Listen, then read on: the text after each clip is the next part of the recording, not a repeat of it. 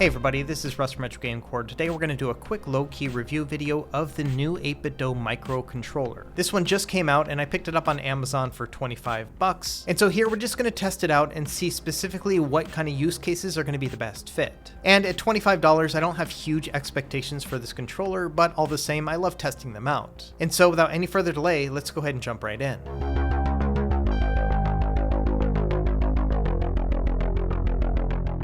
Okay, to start inside, you're going to find just a couple accessories. Number one, it does come with a lanyard, but this is pretty bulky compared to the size of the controller. It also has a soft rubber or silicone texture to it. I honestly don't plan on using it.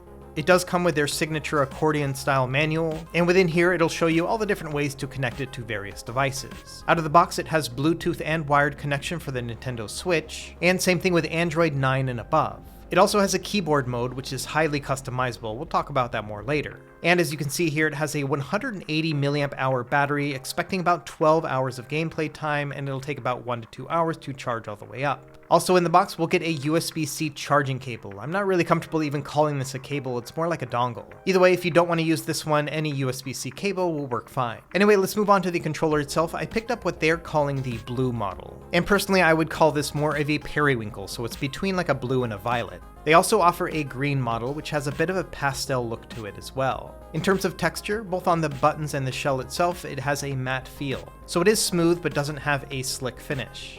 Let's go ahead and look at the controls, starting with the D-pad. This has a rubber membrane connection very similar to classic controllers, and it has a lightweight and easy to press feel to it compared to some of the other 8BitDo products. So I wouldn't compare this to like a Super Nintendo controller. It feels a bit more like a Nintendo Switch Lite's D-pad. Either way, it feels pretty responsive, although a little bit mushy, and definitely has a more classic and retro feel compared to something that is clicky and precise. Moving over to the buttons, same thing here, rubber membrane and also a very light touch to them. And the travel here is a little bit shallow too. I think what they tried to do is just make the buttons in the D-pad not stick out from the case too much. Either way, I think they work fine, but they also do feel very light on the fingers. I could press these all day. In terms of ergonomics, this is definitely a small controller. It feels very small and kind of cramped in the hands. And it's okay when just pressing the face buttons and D-pad, but when you put your index fingers up above to try to press the shoulders and triggers, it does start to feel even more cramped in this position. So that's definitely a compromise in order to make it so small. To give you an idea of sizing, you can see it's very similar to the original Miyoo Mini. I would say the D-pad and the buttons are spread out just a little bit more, but not by much. And if you've ever used a Miyoo Mini before, you know that this is a pretty cramped handheld.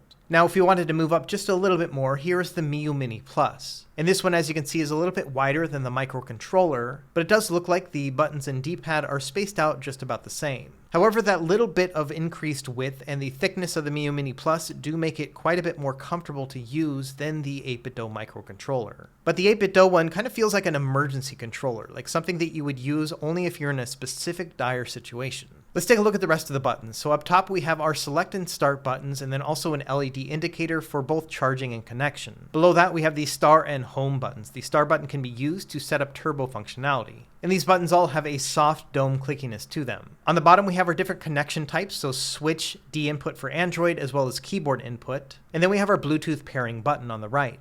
Other than that, not a lot going on here in terms of design, but you can see the lanyard connector in this corner here.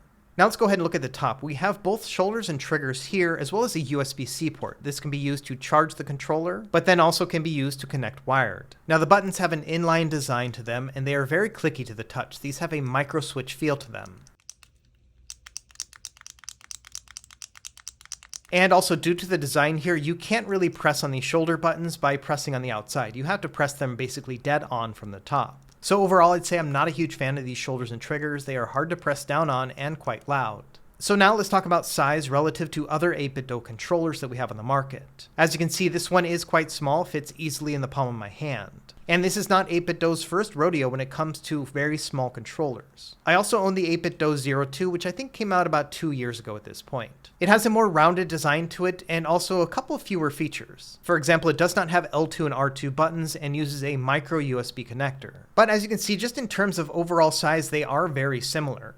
The new 8BitDo microcontroller has a bit of a flatter and squarish appeal to it, whereas the original 02 had a more rounded design both on the back and then as well as sloping up towards the front. The face of the 02 controller also had a slick, glossy texture. And actually using the Zero 2 is a very similar experience in the fact that it feels quite cramped. I'll often bring this one with me on travel, but again, I never really pull it out of my bag to actually use. And that's kind of how it is with both of these controllers. They're so small that you can just take them anywhere, but you have to really keep in mind whether or not you're going to be in a situation where you're going to actually use them in the first place. And I have to say, when I first pre-ordered the 8BitDo microcontroller, I was hoping it was going to be larger than the Zero 2. What I'm really looking for is some sort of middle ground between the Zero 2 and the SN30 Pro. This one is a Super Nintendo style controller and it's very roomy but easy to use. However, it's still a little bit too big for me to easily take it with me on travel. So yes, I think that's what I'm looking for with a smaller 8BitDo controller, something that'll bridge the gap between these two. And unfortunately, I think the 8BitDo Micro just errs on the side of being a little bit too small. Now, 8BitDo does make a smaller controller. It's this one. It's called the Lite 2, and it came out last year. And design-wise, it's pretty similar to the microcontroller we're reviewing today. It has that same flat and squarish look and feel, but it's also very much so designed with a Nintendo Switch in mind. It has stacked triggers with a digital input, and also offset analog sticks. However, I've also found that this one is a little bit bigger than what I'm looking for. I would kind of categorize this as being just slightly smaller than the SN30 Pro. So anyway, yeah, that's kind of how I feel about it. The Micro is just a little bit too small to be comfortable, but I think that the Lite 2 is just a little bit too big. We still don't have our Goldilocks controller when it comes to both size and portability. Okay, now let's start testing the controller, starting with the Nintendo Switch. This is pretty easy to set everything up. All you have to do is tap on the home button to turn it on, and then press and hold the button on the bottom to start the pairing process. From there on the Switch, just go into the controller section and then the change grips in order, and then tap on the L and R buttons and it should pair right up. And it's going to be recognized as a Nintendo Switch Pro controller.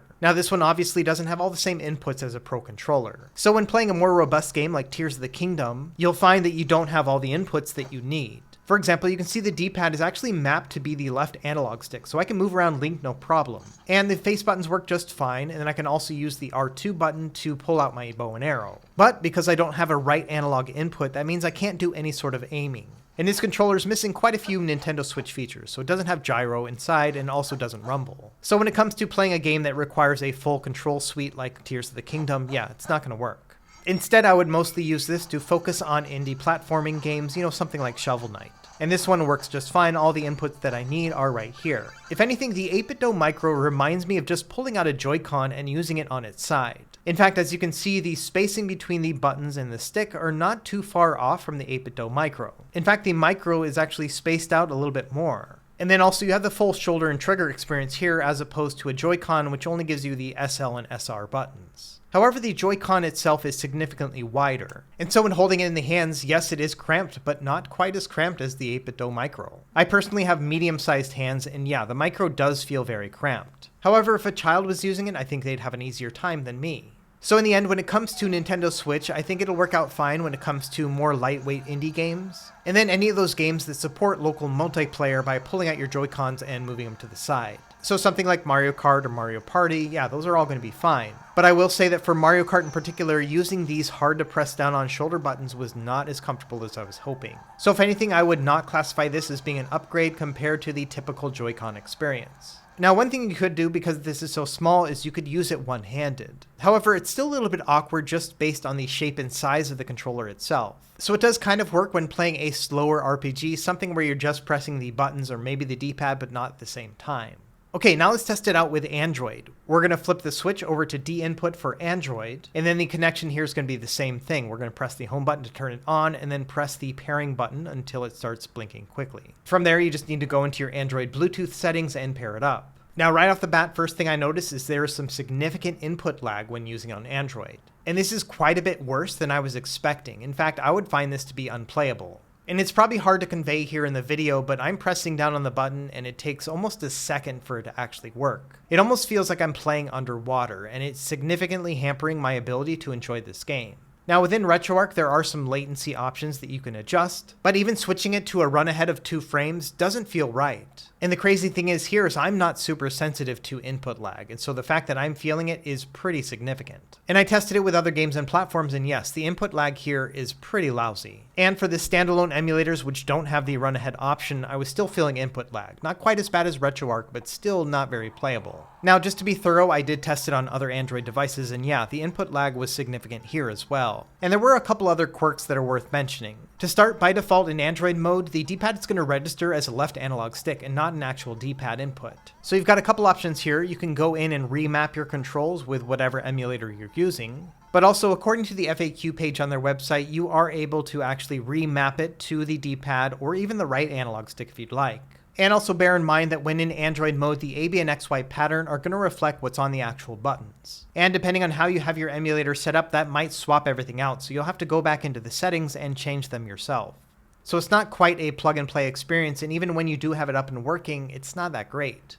In addition to testing it out on Android-based handhelds, I did try it on a phone. This one here is the Microsoft Surface Duo 2. This is an incredible piece of technology. I've been meaning to make a video on this for quite some time. Anyway, here connected with the Android protocol, I'm having that same input delay. So I don't think it's a device-dependent thing, but more the controller itself. In fact, when switching over to the 8BitDo 02, also in Android mode, I'm not getting any of that same lag. So I do think this is a software or firmware issue with the 8BitDo microcontroller, despite the fact that I am using the most recent version of their firmware. Now, one interesting thing here is if you switch it back over to the switch mode and try to connect to Android, it will connect. It'll register as a Switch Pro controller, but all the same, everything works fine. So if you do plan on using this with an Android-based device, I would highly recommend trying it in switch mode and not the Android mode you would expect. Now, doing a little bit more digging, I also tried the D-input in Android mode with the Steam Deck. And this one registered correctly within the Bluetooth settings on the Steam Deck, absolutely no problem connecting here. However, I did find that the A, B, and XY pattern is swapped from what you would expect with an X input. But thankfully, this is an easy swap within the SteamOS software. We just need to go into the controller settings, and then right here there is a Use Nintendo button layout. If we toggle that on, now the bottom button is going to function like the A button, so it swaps out the A, B, and XY. And here, even when in Android or D input mode, I was detecting no input lag whatsoever on the Steam Deck.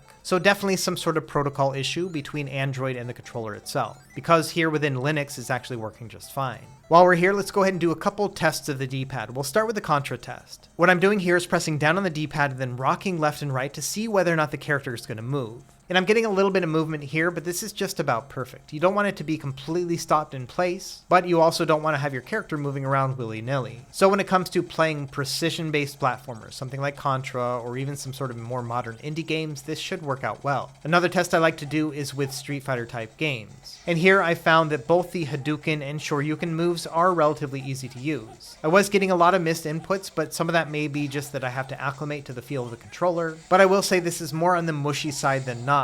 So if anything, I would say that yes, you can probably acclimate to this if you want to play a fighting game on this controller, but given the fact that it doesn't feel very natural out of the box and is still very cramped feeling, this is definitely not something I would be taking to a Street Fighter tournament anytime soon. And aside from using it with emulation, I did find that lightweight games did work out pretty well. For example, recently I've been playing this game here called Whisker Squadron Survivor. This is kind of like a mix between Star Fox and Vampire Survivors. It's a roguelike where you basically build up as you go forward and it progresses and gets harder as you go. So this is a really fun game to play on something like the Steam Deck, and it works okay with this controller too. So again, I have all those same complaints when it comes to using this controller in terms of just kind of feeling cramped, and then also it's hard to press down those shoulder buttons. So you have to really think through what use case is going to make sense when using this tiny little controller. And finally, moving on to one more platform I wanted to test, we're going to try out Batocera. And I found that pairing with this did not work when in Android mode, but it worked just fine when in the Switch mode. And same thing here, I didn't find any sort of input lag, so this will work out fine if you wanted to use it with Batocera, especially when trying to play retro or classic games that only require the D-pad and face buttons. Now next I want to show the software experience of actually configuring this controller. On the 8BitDo website, you can see when you go into the Ultimate Software section, this controller is not compatible with the PC version. So you're going to have to pair this with an Android or an iOS device to actually get it working. So I've gone ahead and installed the Ultimate Software here in the Play Store on my Odin Pro. And to get this paired up, you're not going to use the Android or the Switch function. You're going to have to use the keyboard one, which is on the far right. But once you have it started up, it'll recognize that controller and it'll ask you to press the home button to get started. So let's talk about the features within the software. Number one, you can set up multiple profiles depending on what type of game you're playing or which person is using it. But easily, the most important part here is the ability to map your keyboard buttons to whatever you would like. And they've got a bunch of these set up by default, but honestly, they don't make a lot of sense. They basically just threw them in here alphabetically. So you will have to configure them individually, which we'll do here in a second. First, let's go through the rest of the menu. You can see here in the settings option, all they have is just the ability to change the language, and it shows you which firmware you're running. So going back to the button mapping, this is actually very simple to set up. All you have to do is tap on it and assign it to whatever you would like. In addition to the keyboard inputs, you can do all of the different numbers. So really, you can map an entire keyboard spread to these buttons, provided that you only have a few that you need to press at a time. And it also allows you to set up macros. So if you want to do Alt and F4, you could set that up for a single button press. So in the end, if there's a certain game you want to play that requires keyboard input and you want to have a full suite of options here, it's really going to depend on the game that you're playing and whether or not you would actually want to convert those keyboard inputs into this controller. But it is kind of neat that they have this set up. However, bear in mind that this controller does not have X input protocol. That means you won't be able to just connect this to a PC and have it work like an Xbox 360 controller like most others will. Instead, you'd have to use this keyboard input function to set it up and kind of get a semblance of that X input protocol. Anyway, with all that testing out of the way, you're probably wondering whether or not I recommend this $25 controller from 8BitDo. And it really comes down to some very specific use cases. When it comes to playing on Nintendo Switch, it's only really going to work with certain games that only require very limited controls. And the overall cramped experience of using this controller is actually worse than just using a Joy-Con on its side. In those scenarios, I think it would only work if you specifically wanted a D-pad and not to use an analog stick. When it comes to using on an Android device, you don't actually want to use Android mode, at least right now. You want to use the Switch Pro mode. And honestly, when set up like that, it works just fine. This will also work on Linux-based devices, so something like the Steam Deck as well as on Batocera. But again, you will be limited by the amount of inputs you can use and then also the overall cramped feeling of such a small controller. So in the end, I think it really comes down to your use case. Do you have a need for a very small and pocketable controller to take with you on travel or maybe throw in your bag? And do you have a device like a phone that will take advantage of that overall connectivity? Personally, I was hoping the microcontroller was going to be bigger, that it would be both comfortable and portable. But unfortunately, this one airs a little bit too much on the portable side for my tastes. So when it comes down to it, yeah, I can't really recommend this unless you see a specific use case that makes sense for you. For me personally, I'll probably continue to take a controller like this on travel, but will rarely actually use it. Anyway, let me know what you think of the controller in the comments below, and as always, thank you for watching. Be sure to like and subscribe if you found this helpful, and we will see you next time. Happy gaming.